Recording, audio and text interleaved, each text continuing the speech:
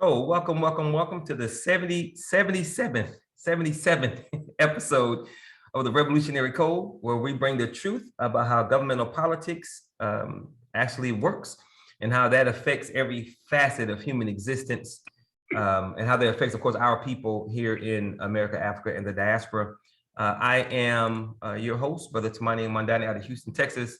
I am the direct revolutionary product of the Shrines of the Black Madonna's efforts to create a nation within this nation to protect and move forward and advance our people.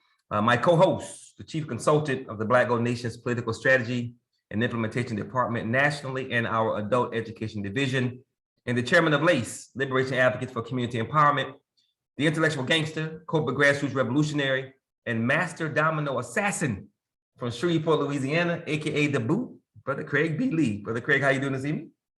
I am doing Irie on this wonderful, nice, cool night in the port city of Shreveport, Louisiana.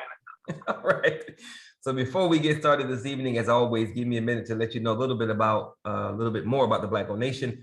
Our ultimate goal is putting ourselves in a position by which we can own and control the environment in which our people live. So our ultimate goal is to have political activity that we control those levers in all of the geographic spaces by which we are the majority, because we have come to the realization, we've come to understand that when we are not in control, bad things happen because no one cares about the black mind, body, spirit, and psyche. So since we no longer want to be last, since we no longer want to be locked out, since we no longer want to be at the bottom of anybody's ladder, we understand that we absolutely must be in control. And to do that, you have to understand politics, because everything is political.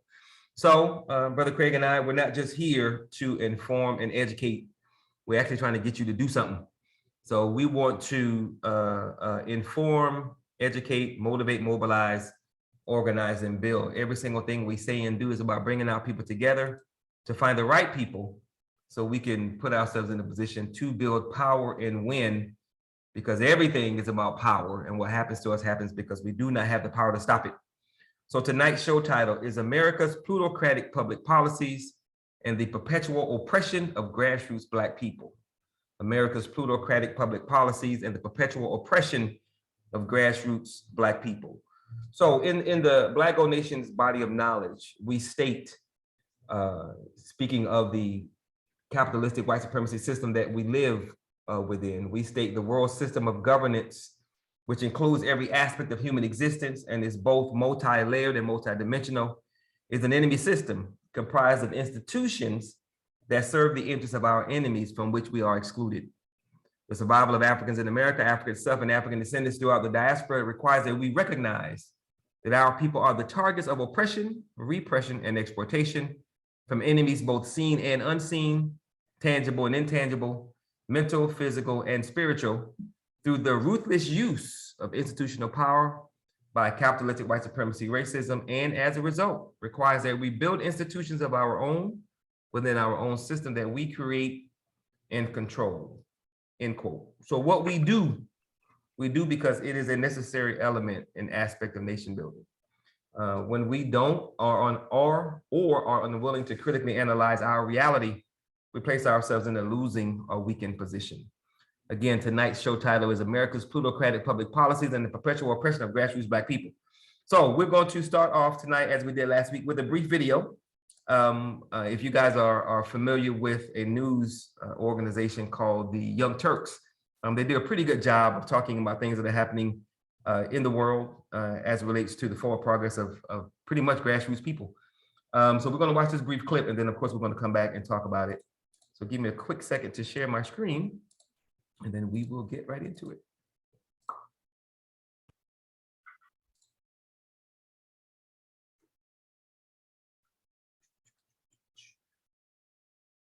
Growth. If you have an economic system like capitalism what are the consequences of constant economic growth? If you have an economic system like capitalism that assumes that year after year, you need to see more and more and more growth. Well, back in the 1970s, researchers over at MIT looked into this, and they found that if we keep going the pace that we're going in, by 2040, society will collapse. And guess what? A Harvard researcher decided to follow up on these findings, and she found that we're actually on pace, meaning that these MIT researchers were absolutely right. So let me give you these details, just to give you a little more context or more details about the study itself that was done by MIT. In 1972, a team of MIT scientists got together to study the risks of civilizational collapse. Their system dynamics model, published by the Club of Rome, identified impending limits to growth that meant industrial civilization was on track to collapse sometime within the 21st century due to, this is important, overexploitation of planetary resources. Let's say it again, overexploitation of planetary resources. Now, we're experiencing the ramifications of climate change as we speak, but let me give you the details on the analysis that was done later by a Harvard researcher. So the current business as usual trajectory of global civilization is heading toward the terminal decline of economic growth within the coming decade, and at worst could trigger societal collapse by around 2040. So the Harvard researcher that we're talking about here, her name is Gaia Harrington, and her new analysis examines data across 10 key variables, namely population, fertility rates, mortality rates, industrial output, food production, services,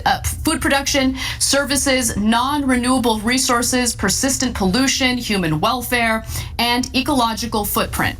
She found that the latest data most closely aligns with two particular scenarios, business as usual and comprehensive technology. So business as usual is what we keep hearing about in regard to COVID ending and everything going back to normal. But what are the consequences of that? Can we actually just go back to normal? Based on these findings, no, there are some severe consequences to that. So business as usual and comprehensive technology scenarios show a halt in growth within a decade or so from now. Both scenarios thus indicate that continuing business as usual, that is, pursuing continuous growth, is not possible. Even when paired with unprecedented technological development and adoption, business as usual, as modeled by limits to growth, would inevitably lead to declines in industrial capital, agricultural output, and welfare levels within this century. So I've got more details about. All right. So let's have a conversation about that video. Give me a second. All right. So, okay, Brother Craig, let's let's talk about it. So, the very first quote that she said. Well, let me back up. So, what is your overall perspective on that clip? Your overall take on it? Well, you know, as I referenced to you the other day when I looked at it, the essence of talking about, which we talk about all the time, the philosophy, the system and game of capitalistic white supremacy. It is a plutocratic system. It is a hierarchical structure that is predicated on the creation, maintenance, and expansion of a permanent underclass.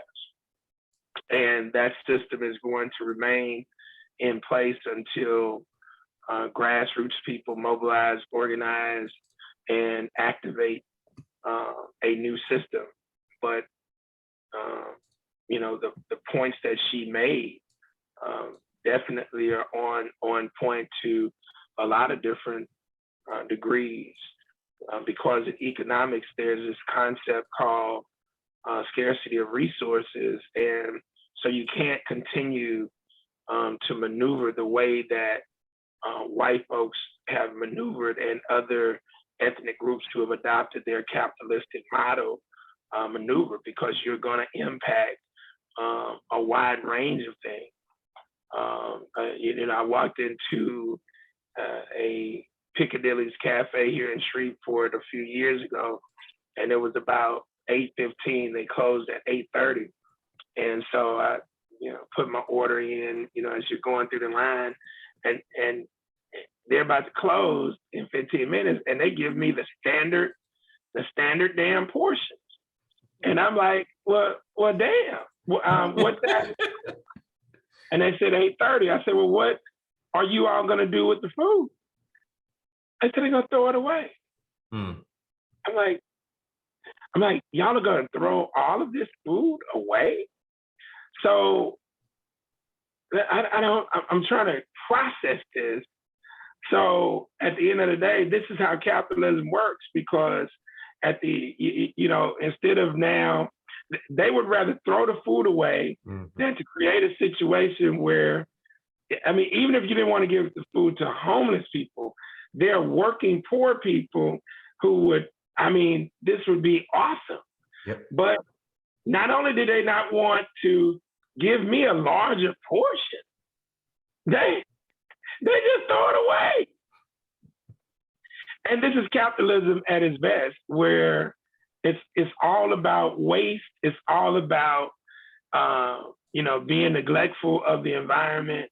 So yeah, I mean, they hit on some key points, but this is the system until grassroots people mobilize, organize, and do something about it. And it's interesting. I'm not sure. Have you met Brother Chevis Watson? Have you met him yet? I don't think so. Yeah, he's been working with Brother Lloyd with Page. You'll meet him eventually for sure. He's actually a candidate in the election. But he has a service and a program in Austin that we're going to work to bring here to Houston, where he goes to different restaurants and get the food that they're going to put in the trash to take to single mothers with small children. So he's been doing this thing for a minute, and what you just said is true. It's amazing that they don't think, but there are people hungry out here. The system is to throw it away, which is really crazy when you think about it. But yeah, Brother Chevis is doing an absolutely awesome job with that in Austin, and of course we're going to duplicate that thing here. And part of the mindset is, they might claim to be sick and sue us. So the society has become very litigious, and I get it. Like I was reading an article today on Chris Brown, and okay, good, Naru, they got okay, good, because we got to definitely get that done here in the city of Shreveport, because right now it's not happening. So I'm glad they got that and whatnot. But my last point on this subject, in a capitalistic system and exploitation overall, but just getting to where some of the businesses mindsets are at. Chris Brown is up on a rape charge, and he didn't rape the chick, but the chick said that he raped her, and she's trying to extort $20 million. Her attorneys just dropped off her team because they found the text messages that invalidate her claim. So I get the dynamics of what goes on, but again, in a capitalistic system, that's all they need to create the illusion that of doing something they didn't want to do in the first place. Right. Because again, I came in as a paying customer, and they still didn't want to give you, and they was gonna throw it away anyway. Okay, all right. So the actual second question. The lady said, Anna, quote, industrial civilization was on track to collapse sometime in the 21st century. So what does that look like to you, Brother Craig? Industrial civilization collapse. What does that look like? It sounds like, some of the religious people saying doomsday and whatnot. This thing, people,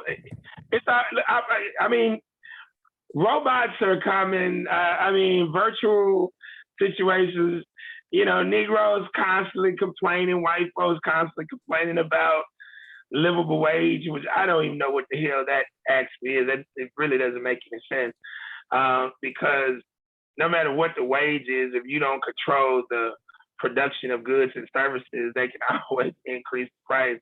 I looked at some of the prices for gas.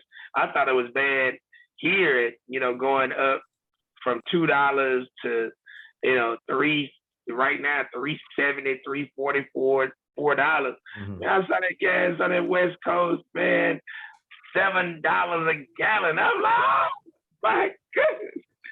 So it's gonna look bad. I'm just gonna put it to you like that. It's about to become survival of the fittest.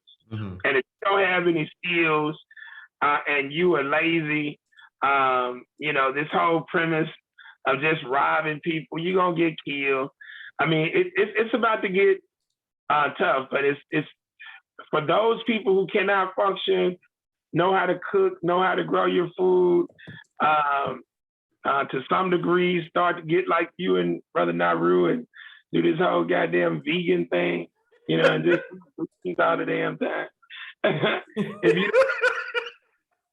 if you don't know how to adapt, man, it's gonna be tough. Right. But a lot of people are going to. This thing is about to be streamlined in a. Yeah, Shannon said that plant-based diet. Yeah, this thing is gonna be real streamlined, and those who don't have skills, they're not gonna be able to make it because a damn robot or a virtual entity is gonna take those jobs that they don't want to do any damn way. Yeah. So of course, in our conversation as usual, you drop different things to me that gives me a different perspective on stuff.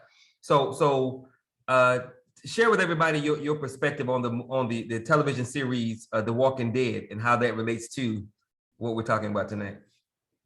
Yeah. So my premise is that The Walking Dead, the zombies are metaphors for unconscious people who don't know how to maneuver in the game, and they're going to be coming for those individuals who are navigating. And so these entities have been induced into all of the negative elements of entertainment and drugs and all of these things. And so they're really going to be in a zombie-like state as society starts to, close in tighter. And now you see the movement throughout the various cities where people are now concentrating themselves. More white folks are moving back into the inner city, and they're going to push these entities out to the rural areas so they won't be able to rock and roll. And then when they do, they'll be able to pick them off. But yeah, I see it as a metaphor for unconscious people who can't maneuver, and they're going to be basically in a zombie-like state because, I mean, you're not going to be able to do anything. Yeah. And if you really start to get how capitalism, like if you really wanted to see how real messed up capitalism really, really is, just imagine if everybody was making straight A's, nobody was dropping out of school, everybody was making a 36 on the ACT and all of this. And I posed that question years ago to one of my colleagues, Dr. Mike Hicks here in Shreveport, and he said, man, that would be phenomenal. That's great. I said, okay, Mike, okay, if we got it like that, because that's what y'all pushing for, right? Mm-hmm. Yeah, man, everybody get degrees and everybody get certifications, whether it's plumber, that's great, right? He said, yeah. I said, well, who's gonna pick the trash up? Mm. Who's gonna work at the stinky water treatment plant? You see, you really haven't seen how ugly capitalism is, because most of the opportunities that exist are created because of the premise of the permanent underclass. Yeah. So for those of us who will have some get up and go, there are a few opportunities out there. Yep. But if everybody was doing what they were supposed to do, you wouldn't have the opportunity. You see? Yeah. So that's why you have crime, in order to what? Have jobs for people in the prison. And to lock them up. That's right. Have jobs for judges and lawyers and court reporters. I mean, this thing is like, so when people talk all of this stuff, it's like, I really don't think you all understand how all of this stuff is interconnected. Right.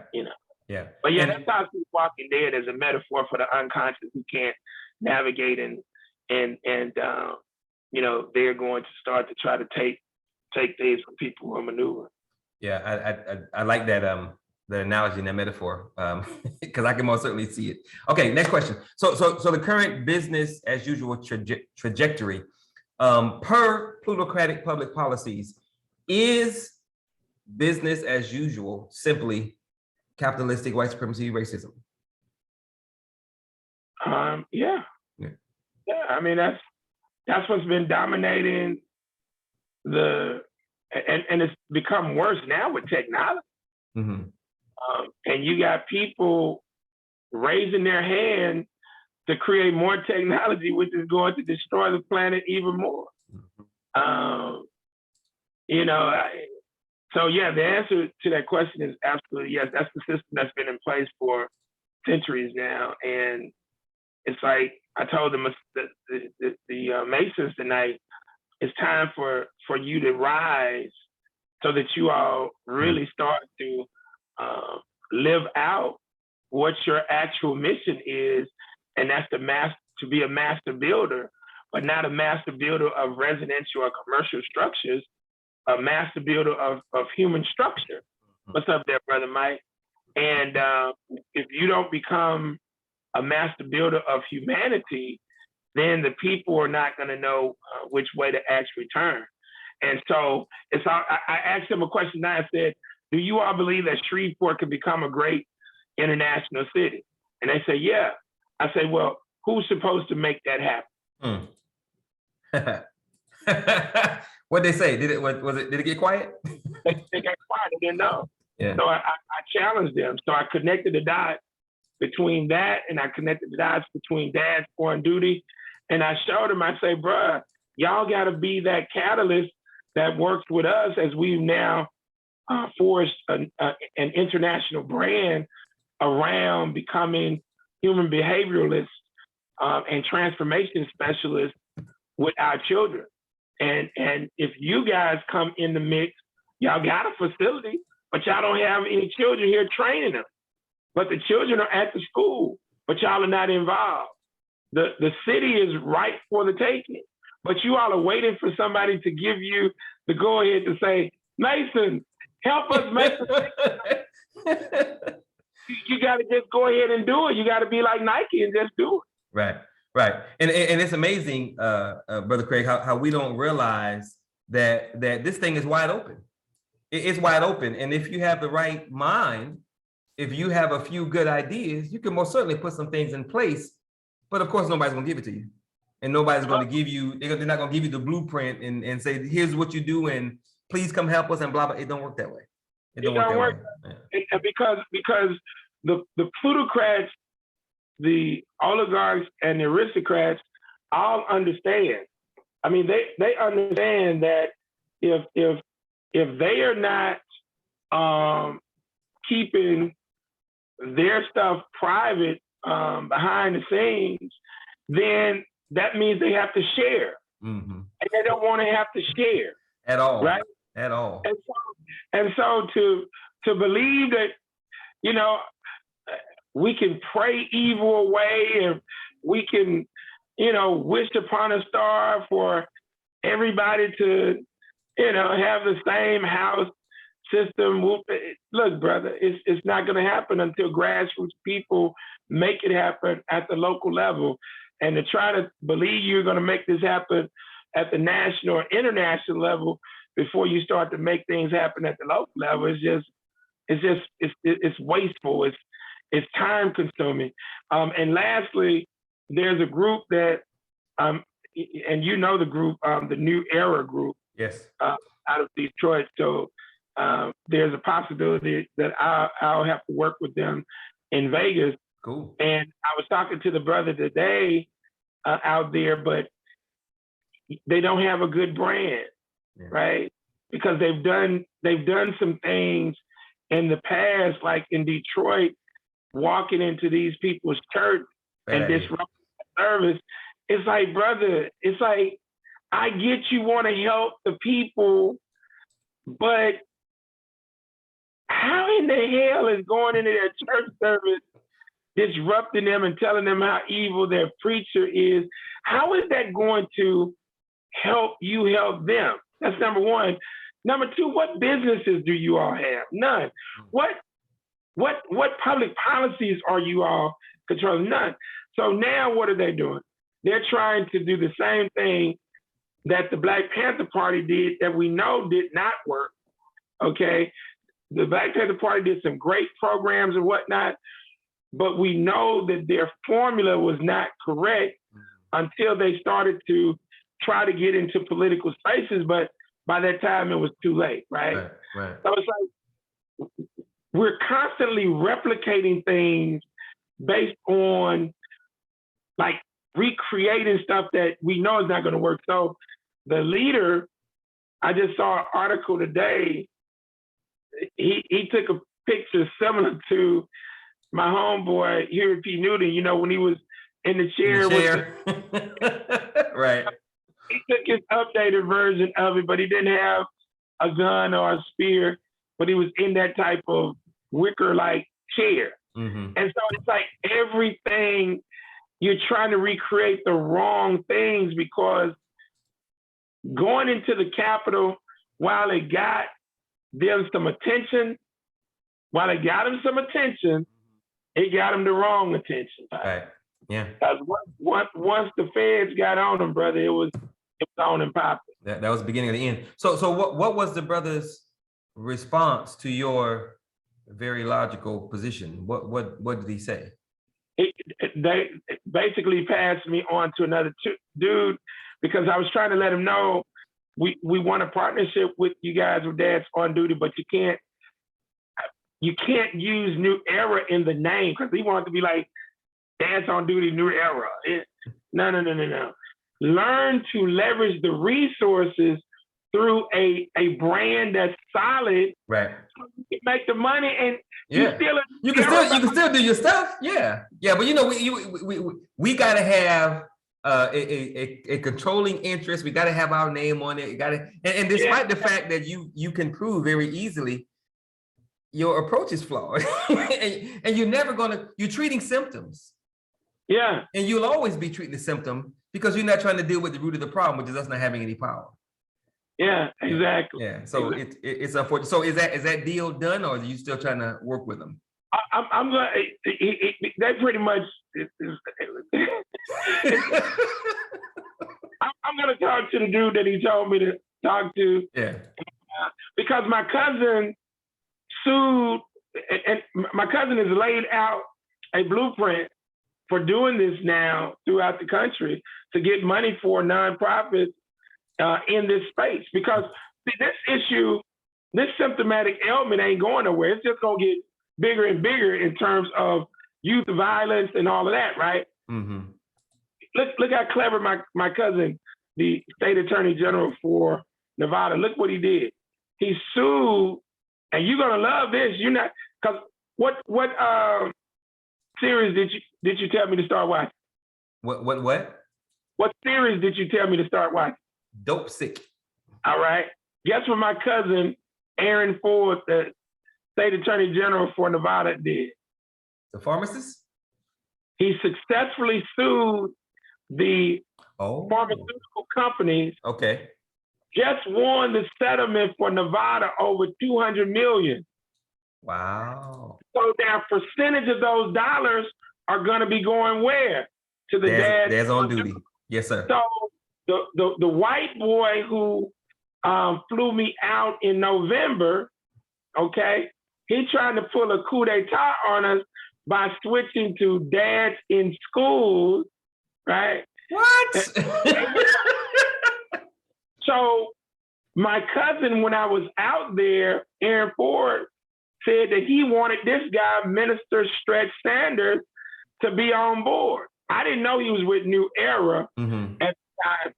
But once I found this out, I'm telling him this week, bruh, my cousin likes you. Yeah. And the so-called good Pastor Troy Martinez, he didn't include you. So look, the money is there. Yeah. Y'all already are in the mix, but you can't roll it with your brand. Yeah.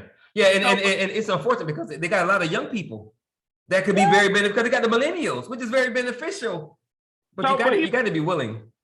He passed me on this one dude, so I'm gonna see how that rolls.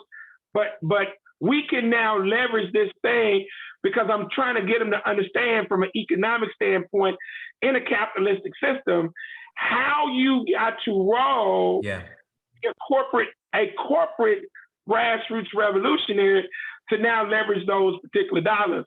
But you're not gonna leverage the dollars under the umbrella of no damn new era. It's not gonna happen. Right. You're not gonna leverage it under the Black Panther Party. It's not gonna happen. Yeah. You're not gonna leverage it under the Nation of Islam. The Nation of Islam had a contract for to do private security for a public housing deal years ago, and I think Baltimore, DC. And when Jesse Helms them found out they had their contract, they 86'd them. So why would you have your name as the Nation of Islam on corporate documents? Why would you just create just a separate company, the Smith Group or whatever? Ignorant pride. That's why. That's where we're at. You know what I'm saying? So yeah. But we might be able to work it out. Yeah, I hope it does, because a lot can be done with the organization, but you got to be willing to be wrong and learn something new. And if you are, then of course that just moves and you can still do your symptom treating stuff and whatnot. So you just do it better. Okay, so next question. You said earlier that capitalism is predicated on the establishment of a permanent underclass.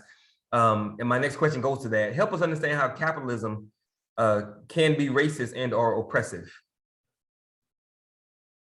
Well, because within the construct of capitalism, if you don't have public policies that allow for fair competition, it can be structured in such a way to create an inequitable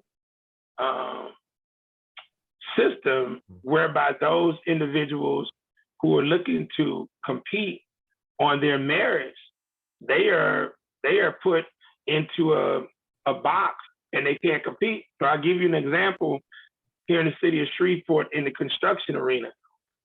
Before the construction of our convention center, the largest capital project in the history of the city of Shreveport was the renovation of our fairground stadium, which is called Independence Stadium. And it was like, I guess about 60, 70 million dollars. And so very few African-American contractors applied for this to be subs, and they damn sure weren't going to apply to be a general prime contractor. And so after the bidding process was over, I was in the mix doing the advocacy work to help create contract procurement opportunities for these businesses. So the entity who held the prime contract, Slack, Airloss and Merrimont, along with this other white contractor, Mr. Airloss called me and he said, Craig, I'm trying to understand why more Black folks did not compete for contracts. And I said, Mr. Airloss, brother, let's stop playing games. I said, you know that you all had a liquidated damages clause in the bidding process that said if you win the contract and you have not finished the work by the required time, the company would incur a fine of punitive damage of $5,000 a day. You forgot that part, huh? Yeah, okay. So I say, so you all put that in the language because you knew that would get the majority of African-American firms to not now try to go after the contract. But guess what? You also knew that you would get some white folks. So now you create the illusion that it's not racist, although it is, but it's racist and classes same time, right? Yep. And so this is how this works within the framework, and what created that? Policy. Yep. Right? Policy. And this is how capitalism can now maneuver, whether it be in the private sector or the public sector. Let me give you a private sector example. My last job was Navistar Astra Pharmaceuticals. And so if you notice, with a lot of these corporations, the human resource department, they're really not the ones who do a lot of the hiring in these big time corporations. The corporations go after recruiters or headhunters to find them their qualified applicants. Why is that? Because they can then tell the headhunter, I need 5 Negroes. I want them to look like this. I need, 20 white folks. I need them to look like this. So you can now do this through your recruiters and your headhunters to avoid a lot of potential lawsuits based on discriminatory practice. So this can work in a capitalistic system, whether it be through hiring practices, all of this stuff. Exactly. Shannon hit on the token Negro dynamic within this thing. And so all of these things, Tamani, happen in a capitalistic system to create a permanent underclass. And the ultimate goal is to keep legitimate hybrids and grassroots people from tapping into the resources, which is why I'm trying to show the brothers from New Era how we got to roll to be flexible within the overall scope of this thing. Yeah. And just as a reminder for those who may have never heard it, we updated the description of plutocrats, oligarchs, and aristocrats, the architects, engineers, and managers of the philosophy, system, and game of capitalistic white supremacy, racism. And that updated description is based on everything Brother Craig just said. It's very, very, very important for us to understand who and what we're dealing with. The updated description is a critical thinking, paranoid, psychotic, schizophrenic, serial killing, and mass murdering genius. That's who and what we're up against. So when we talk about the system that we are born into, this war that we're born into, everything, like as Brother Craig just clearly laid out, everything that's done, it ain't no accident. Everything that's done is done for a reason, and it's done to keep those with power in power, and of course to give them more power and control. Okay, and what just happened today to help prove that point that you just said and that we're making about the philosophy, system, and game of capitalistic white supremacy? What important thing just happened today? The black woman was brought on board with the melanated sister was brought onto the Supreme Court. the melanated Negro, who was appointed to the Supreme Court. Now, why was that done, y'all? Why was that done? Why was that done, Brother Tamani? Oh, it was done to make it look like why was it done as far as appearances? Yeah, to make it look like we're not racist. Anybody can make it. If you put in the time and energy and the work, then you too can ascend to the highest levels of American society.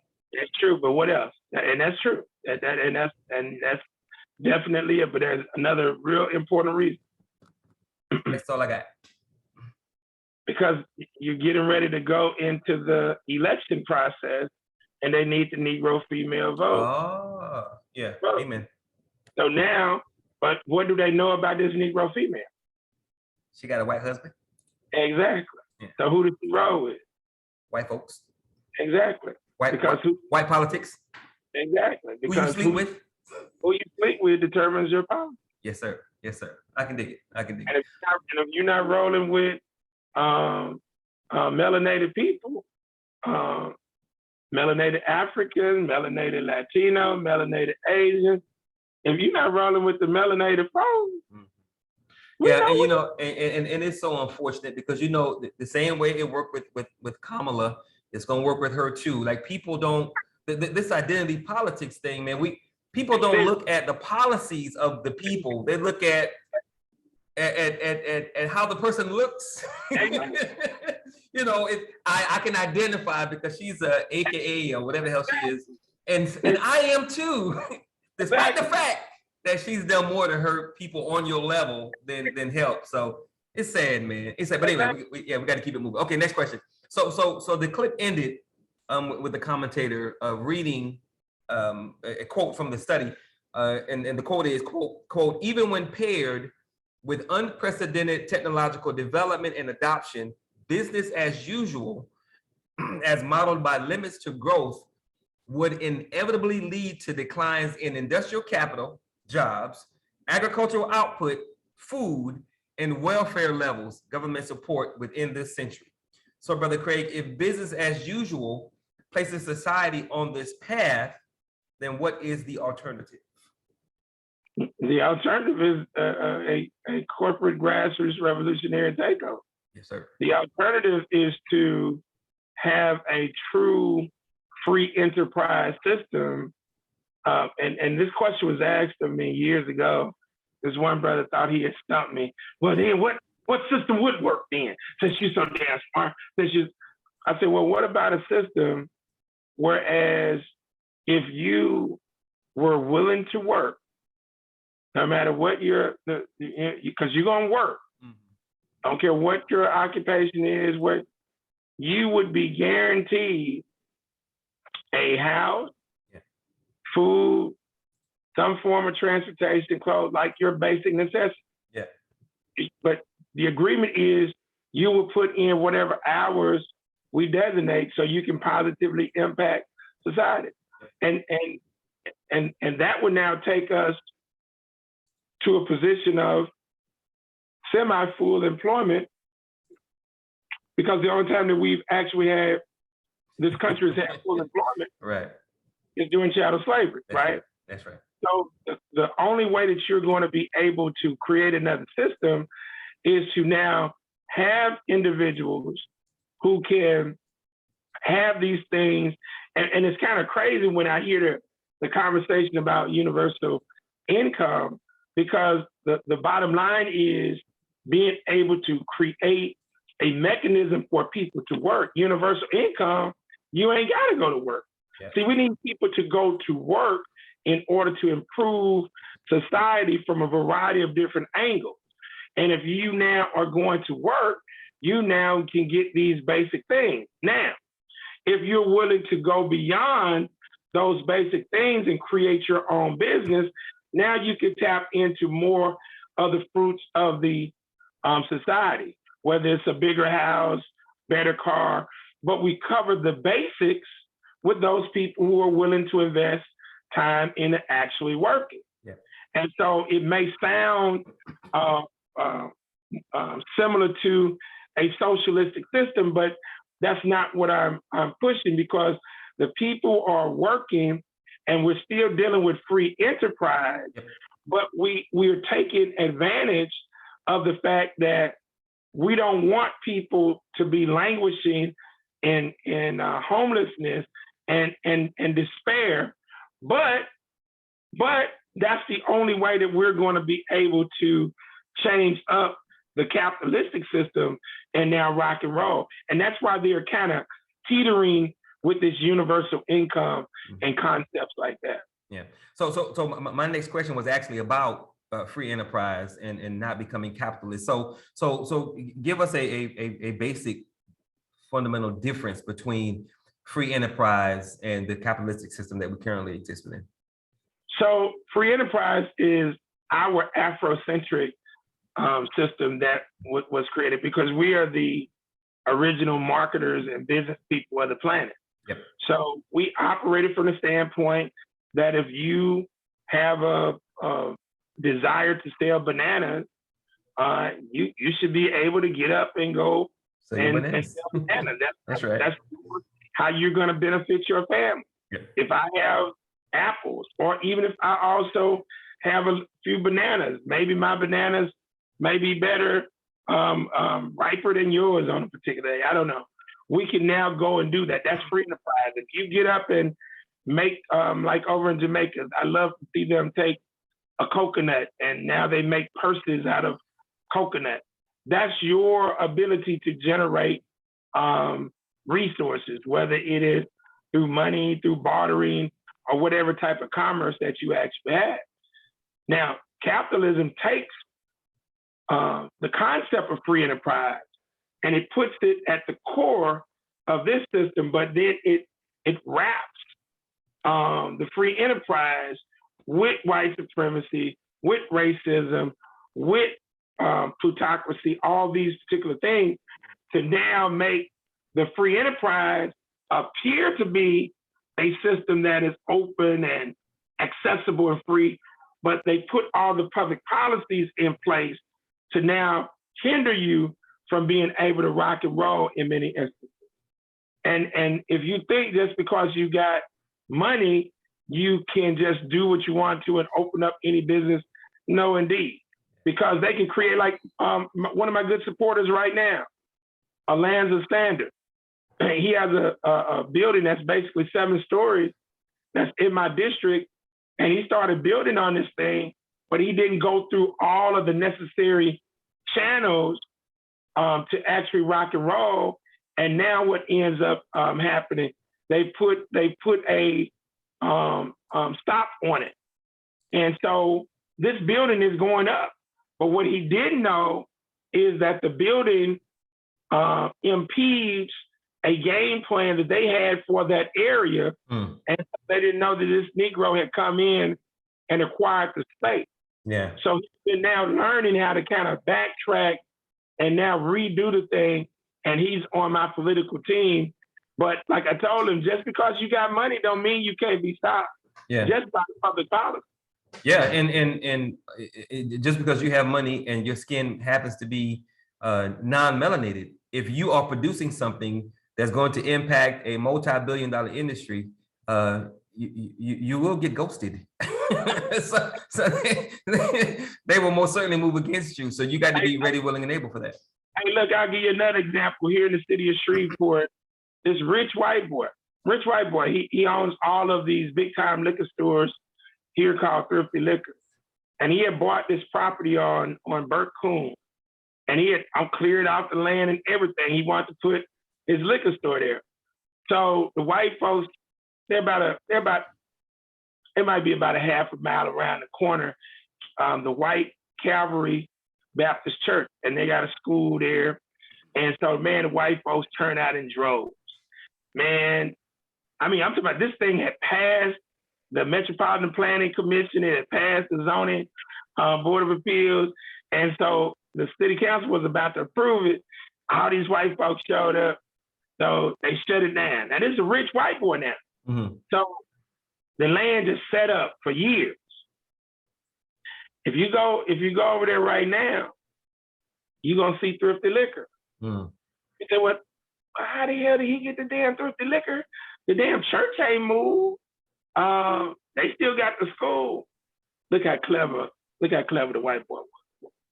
The white boy gets with Walmart, pitches Walmart on putting a neighborhood Walmart on his property. But the condition of the neighborhood Walmart being on the property. And have my liquor store. Relationships. Okay. And now the church didn't say nothing because of what? Walmart and jobs. Yeah. And Tara's right. He secured an anchor. And so the liquor store is there. Yeah. So you got to know how to navigate, but the opportunities got to be right, because they put a neighborhood right across the street from the church.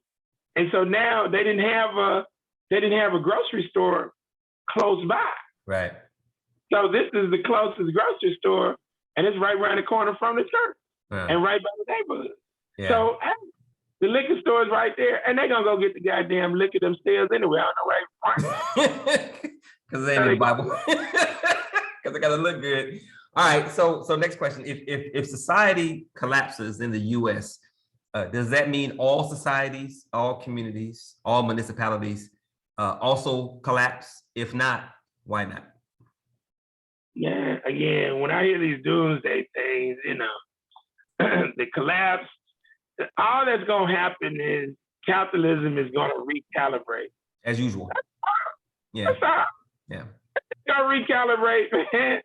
I mean, when somebody say like the system is going to collapse, like the plutocrats are just going to leave the planet? Right. Fold up their tents and go home. Nah. Yeah. They just gonna recalibrate. Right. They're gonna make it look like it's more palatable. But just like you just saw in the mix with the service station, the gas station, didn't have any employees in there. Yep. They're just gonna recalibrate, man, and now you're gonna have the zombies maneuvering. You're gonna have more prisons in place, and that's how this thing is gonna go. Yeah. That's how this thing is gonna go. So instead of saying societal collapse or society pending total collapse, how would you reword that to still be truthful and drive home that point? How would you reword it? There will be a societal reboot. Okay.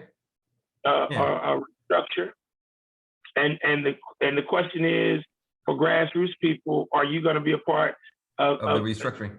Let me tell you, it's just like from the period from 1866 to 1877. What do we call that? Reconstruction. Black Reconstruction. Yes, sir. Yeah. Okay, so not just Black Reconstruction. Reconstruction. Yeah, sure. White folks were reconstructing as well. Right. So we're reconstructed.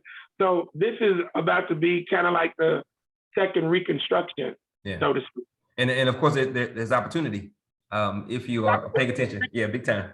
Okay, cool. Next question. So how can leaders of a municipality not fall prey to business as usual thinking and simply be and operate differently? So you are about to be in a position to do just that. So how do we ensure that persons who are trying to roll as we are not fall prey to business as usual thinking?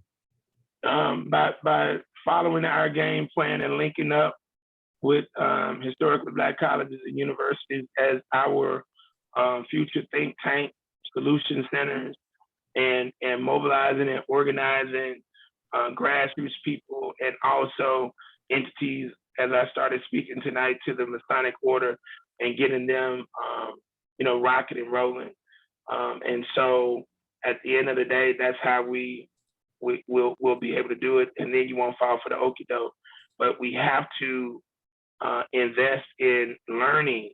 We got to invest in learning and not be afraid of technology, not being afraid to, and the crazy thing about it is to not want to learn and think about it.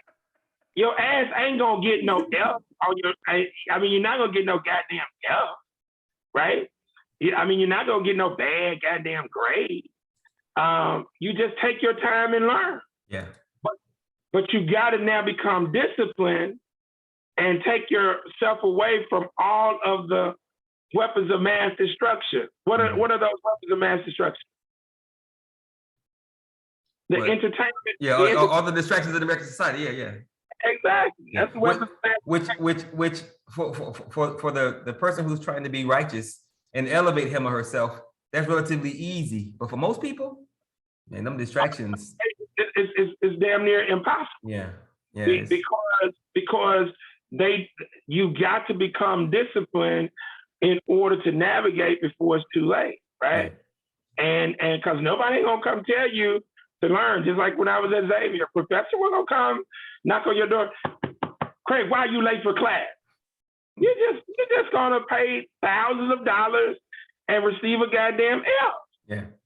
Nobody's gonna be on you to that level. So that's how we avoid being willing to learn, open to learn, involving our HBCUs in a very unique, multifaceted solutions approach where we bring our alumni in to work with the current students, the current faculty, and also retired faculty.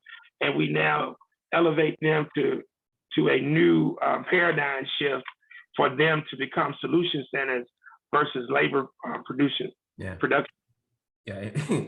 employee centers. So I don't know if you just answered this next question, but I'm gonna ask it because it's second to the last one. So per the news clip, the projected societal collapse is in 2040. And Cenk, the guy who speaks after her, which we did not see, he goes on to say that we're actually ahead of schedule for that quote unquote collapse. So 2040 is in 18 years. What can we realistically accomplish in that time to prepare and buffer ourselves for this reboot? 18 years. I mean, we could take over some spaces. I mean, I've been doing this work in Shreveport now for 27 years. We're looking good to lock this seat down. This year, we're looking good for a full grassroots takeover by the year 2030. Yeah, but you've already been working on it. For those who are, so if Brother Patrick says, "I got it," but he only got 18 years, what can he realistically? Well, he a bad example because he in New York. maybe somebody who's in predominantly black space. Yeah, but fortunately for Patrick, he's my cousin, so he's already in, and he already understands how to navigate between New York and Shreveport. And he's taken, like, for example, Patrick is the chairman of our choice reunion. I'm the vice chairman. So we've already understood that it is important to get your families involved from the genealogical perspective. So now as we solidify Shreveport as a prototype, now Shreveport can be used for other. I got you. Okay. So they're not necessarily starting from square one because you've already put in the work for the model. I got you. Well, and then you ain't gotta take no damn 30 years to do everything. Right.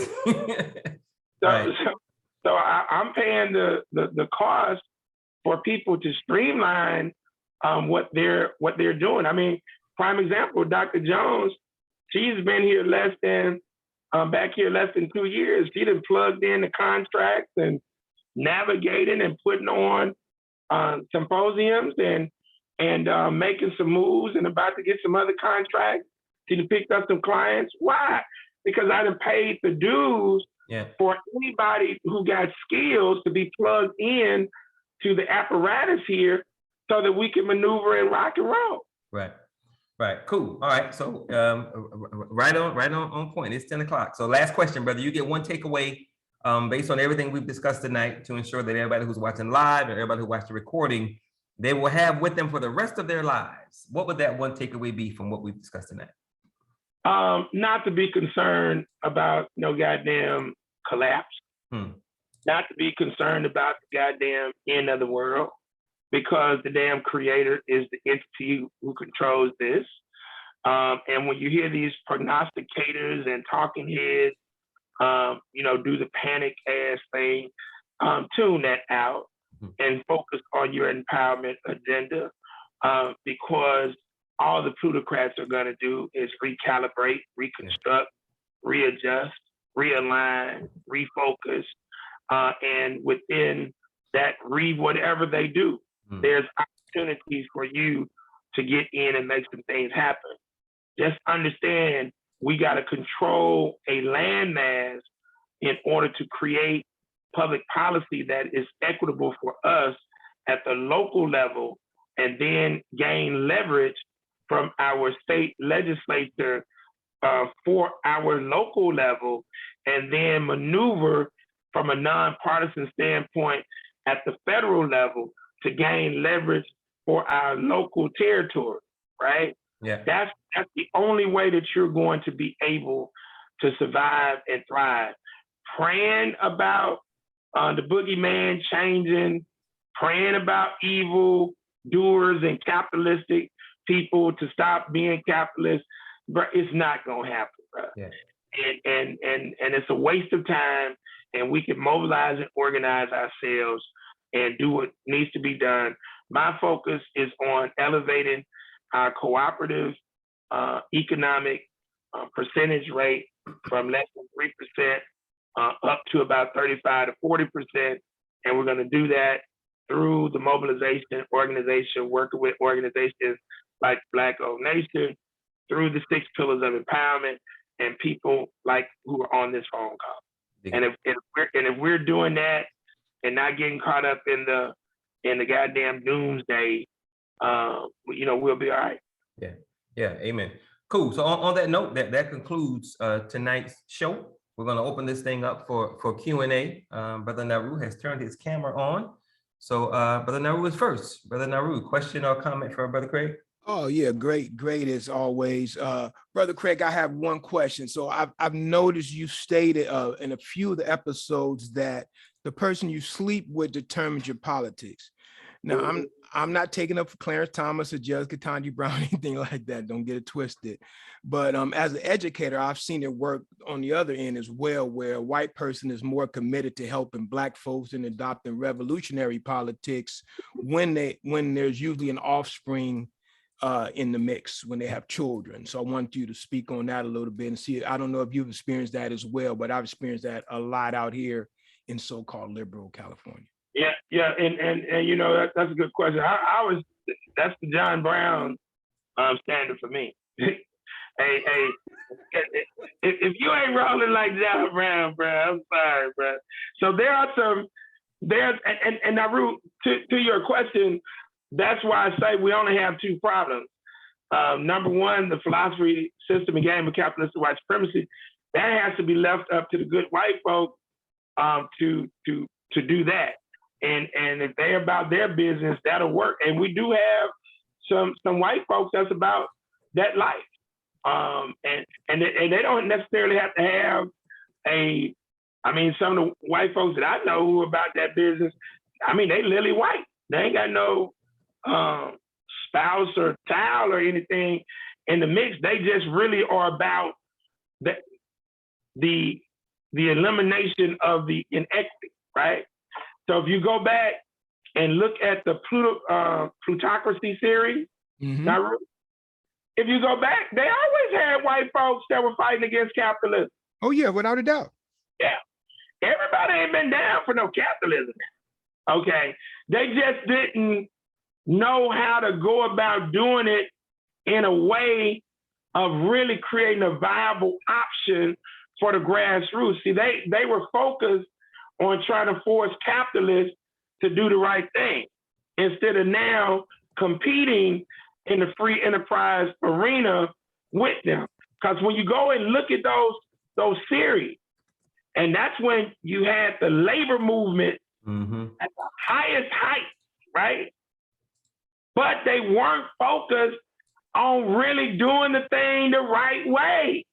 They were trying to force the capitalists to comply versus now taking the labor and creating their own damn product. Right.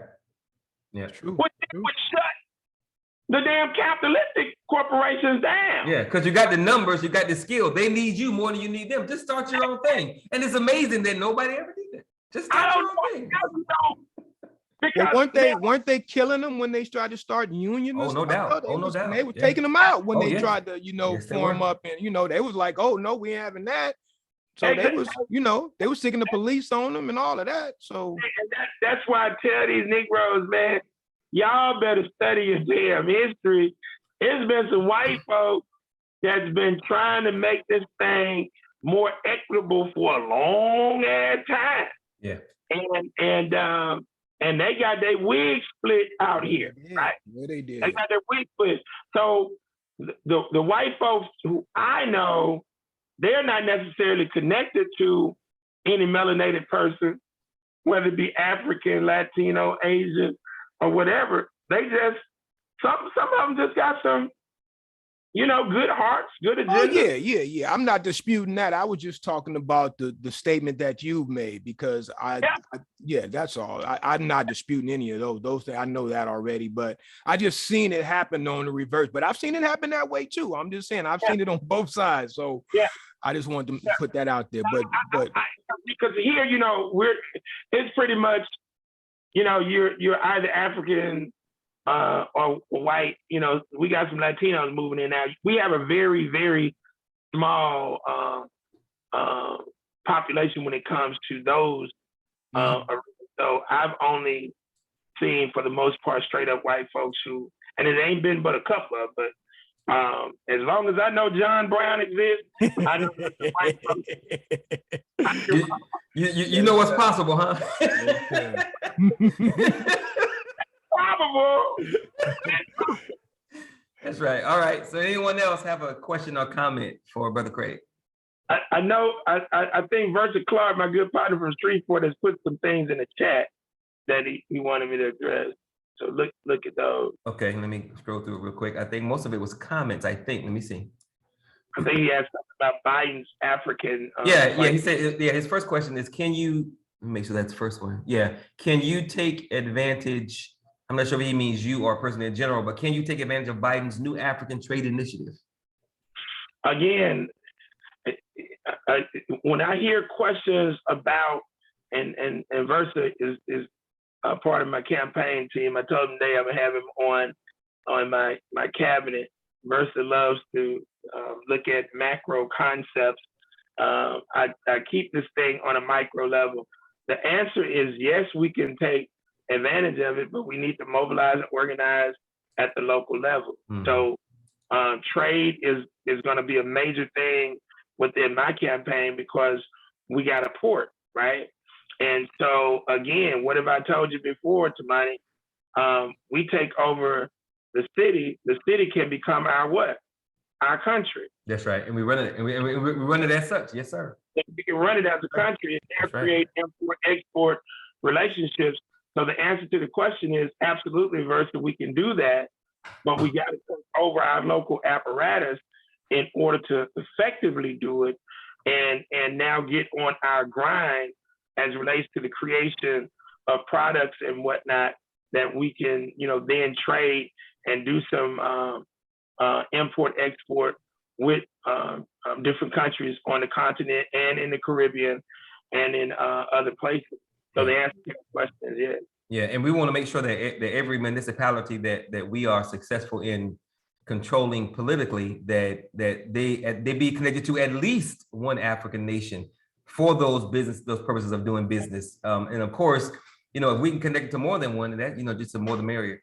So his next. And one last thing about that, which he brings up a good question. See, I'm sure how gangster I'm going to get as it relates to locking down this seat. There, I sent you that article and that video to mine about 2 years ago about the sister who in Africa is making bricks. Bricks out of plastic. That was a year ago?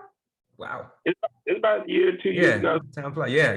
I remember that video. Yes, sir. But anyway, you think I'm not going to reach out to her, brother, and then create a place for her to create that manufacturing facility here in Shreveport, Louisiana? Wide open.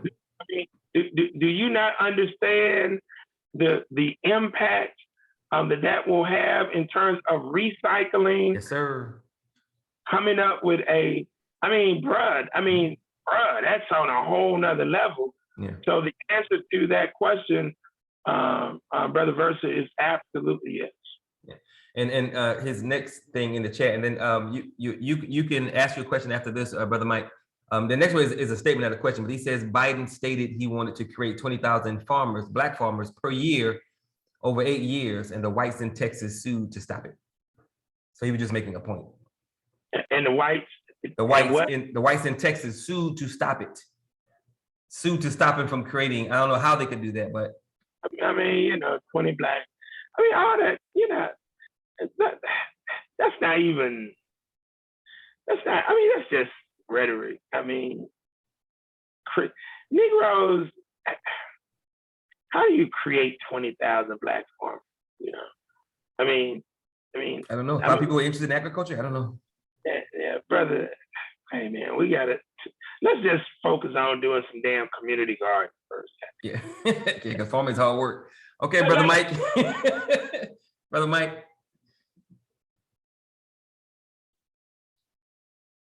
Mr. Gunn. Brother Mike. Brother Mike going once.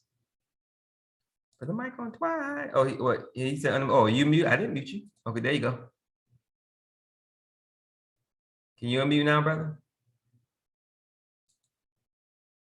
I'm asking you to unmute.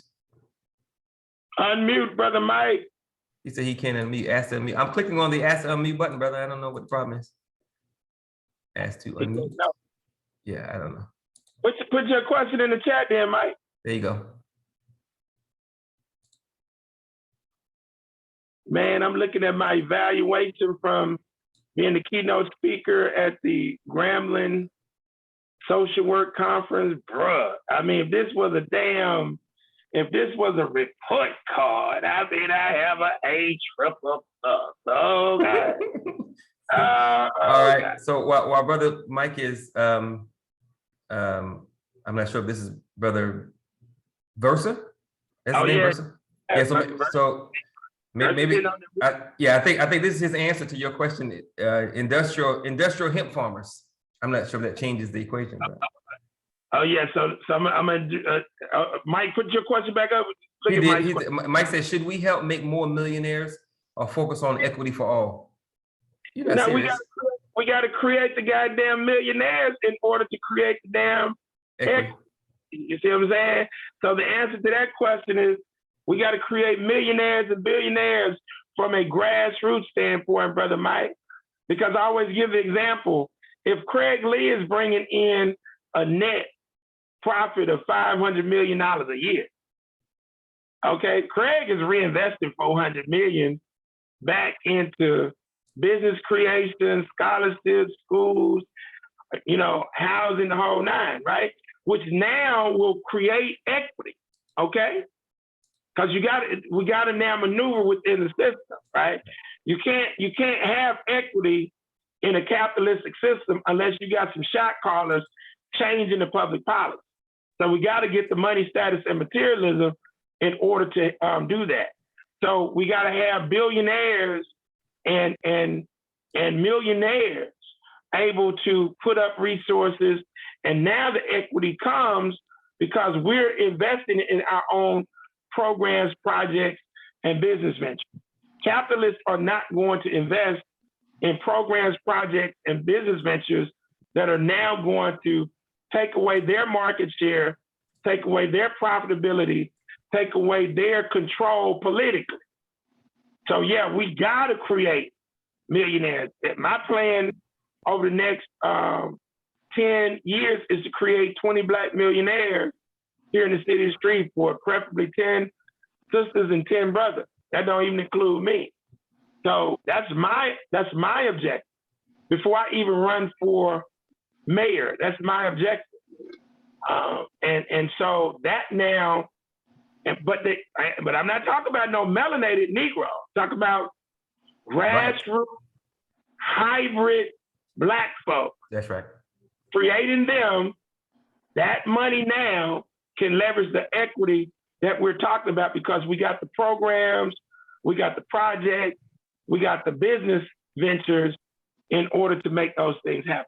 That's now, right. The Versus thing about the hemp farm, he already knows that is the bomb. And I'm not talking about smoking no damn weed and no goddamn, I'm so sick and tired of everybody talking about medicinal marijuana. The real money is to be made in that industrial hemp because it's creating the plan. To make up for the land that was illegal. So I feel you on that, Versa. I'm having my family be prepared because we're going to take some acreage out of our 70 acres and we're going to grow that industrial hemp. Because the money I'm hearing prices from $10,000 to $50,000 an acre. Oh wow! On an annual basis. What? Yeah, hemp is very versatile, Shannon. Okay. You can make a whole bunch of products. That's the industry for us, brother. That's where we gotta perfect, and we gotta get with individuals who are operating on some unique energy levels, the hemp game, the tech game. We gotta make this happen. Yep. So that we can forge ahead. But that's why we have to control the local municipal government. Yep. And now you can make these things happen. And they can become public policy. That's right. Yeah, the revolution becomes public policy. All right. Any other question or comment for Brother Craig? Questions or comments going once? Question or comment? I'm about to say, how do I get another picture? What's up, Lloyd? That is not my camera. All right. So, Brother Patrick, you got a question or comment? Patrick, can you hear me? Yes, sir. Yeah, Okay, let's see here. Let me know, because I'm not really getting feedback. No. Okay. Yeah, we can hear you. Okay, what's going on, cousin? So this is one of the things, because it was a lot of information, that was put forth. So, it's sometimes it's a little bit hard to unpack it sometime at the end, because there's so much information, different questions. But one thing, going back to the food, first of all, I was looking up a case here, and basically they're saying it's almost little to no, if any, even lawsuits to back up what you were saying about the food. People just not out here who get food donated to them. They just not filing lawsuits, man. They're not suing people out here for giving them free food, first of all. And secondly, believe it or not, even though we know lawyers are known for doing a lot of stuff, the lawyers are hesitant to even take the case because of the nature of the case. You just look bad suing somebody who out here trying to give away free food. It's a lot of different dynamics, and a lot of states do have protections in place. It's just they just don't want to do it, man. That's the bottom line to that. Yeah. I mean, dealing with food, we know that they just don't want to do it. A lot of companies. Now, with the now back to as what Craig was saying, I live in New York, but I'm born and raised in Louisiana, and so that being said, born and raised, school there, the whole nine, everything. And so it's just that you move around the country, sometimes to get things, what you need. Now, that being said, me and Craig, as far as him running for office, if anything going down the street and he tapped me and say he need me to come there and it's going down, I'm already there in the streets, quiet as a kept. And see, that's one of the things that has to happen, because we need the people who, especially they from the city or they grew up, whether it's Cattle Parish or even the East Texas dynamic, because a lot of those families are intermarried, by the way. That's one of the ways me and Craig's we actually double cousins on two sides of the family. And so that dynamic, number one, I'm going to say this now. One thing that I started cutting out with people is when I talk to them about dealing with Shreveport and coming home in that area, as soon as they start talking about crime, the first thing I hear is, tell me where you're from, or tell me where you're living. And most of the time when they come up with a city, the crime is there too. So that narrative that you can't deal with Shreveport because it's crime, but where you're living, it's crime. Right. We got to cut that out. The next thing is how you brand the city. Stop criticizing and dogging out where you live. Everybody else, they not doing that. They could be from the middle of nowhere and there's nothing but dirt, but you can't convince them that where they from don't have value.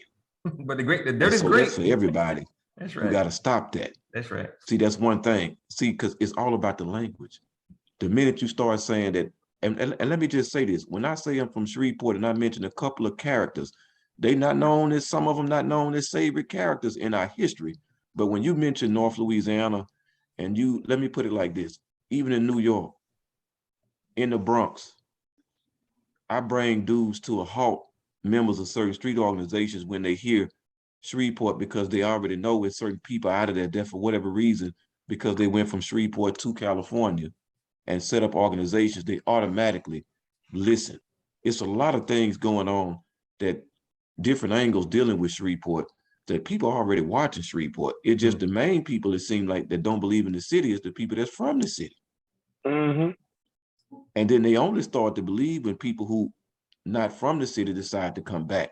So a lot of that need to happen. And as far as property dynamic, that has a lot to do with genealogy research. Couldn't Craig know? I sent him some information like a couple of days ago, just dealing with us and certain dynamics, and which I got to get with him on that, because even though we're already in it, I discovered that he's already in it.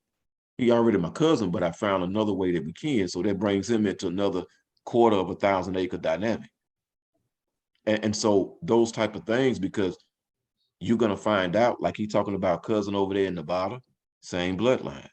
So you're going to start finding out, once people start connecting, that even though you could be on the other side of the country, you very well might be kinfolk. So we got to do that research and all that too, and begin to leverage that, just like David Raines, his name and legacy was leveraged, because that's part of branding as well. Yeah. That's all. That's a good point. Yeah. That's Excellent point. And just imagine if all of us, and I remember you talking about this before, Craig, as far as how we really could get reparations, if all of us started with our family genealogy, then what Brother Patrick said, that's powerful. And we should be doing that anyway. That's where it's at. And you know, I met, and this is my cousin on my great grandmother's side, Erie Brashear. I met her brother's great grandson in November for the first time, but we had met on Facebook. And I mean, the brother used to be state senator in Nevada, and now he's the attorney general, right?